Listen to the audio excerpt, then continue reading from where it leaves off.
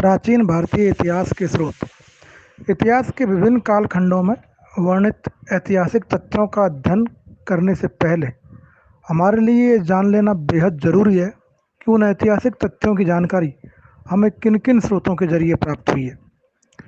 प्राचीन भारतीय इतिहास को लेकर कुछ विद्वानों ने हमारे मन में अनेक प्रकार की भ्रांतियाँ पैदा कर दी है।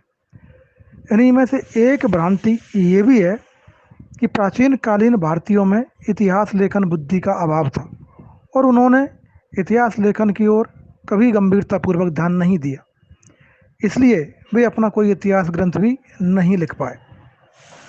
अधिकांश पाश्चात्य विद्वान और कुछ भारतीय विद्वान ऐसा मानते हैं कि भारतीयों में इतिहास को लेकर एक चेतना तो थी, लेकिन संस्कृत साहित्य के उस महान युग में एक भी ऐसा लेखक नहीं हुआ जिसे हम आलोचनात्मक इतिहासकार कह सकें। इस संदर्भ में हमारे लिए दो विद्वान मेगास्थनीज और अलवरुनी के कथनों पर विचार कर लेना थोड़ा ज़रूरी हो जाता है।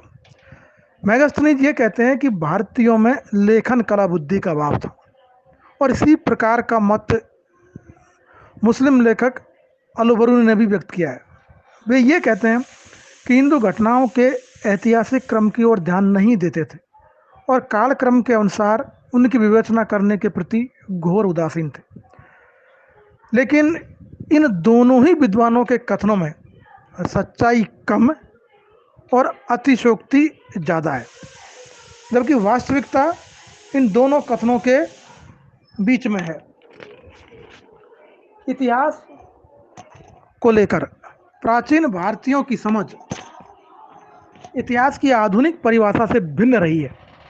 भारतीयों ने हमेशा इतिहास को ज्ञान के एक विशिष्ट अंग के रूप में स्वीकार किया है और उसे पांचवें वेद के रूप में मान्यता दी है। प्राचीन भारतीयों की अपनी इतिहास संबंधी समझ में पुराण, धर्मशास्त्र, अर्थशास्त्र, नीतिशास्त्र सभी कुछ शामिल था।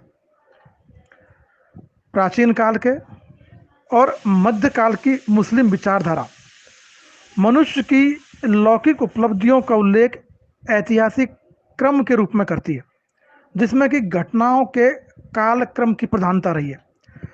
लेकिन प्राचीन भारतीयों का दृष्टिकोण अध्यात्म प्रधान रहा है, इसलिए उन्होंने कभी अपनी आत्मकथाओं को और आत्म प्रशस्तियों को ज़्यादा महत्व नहीं दिया, बल्कि अपने जीवन में मानव धर्म के निर्वाह को ही सब कुछ माना।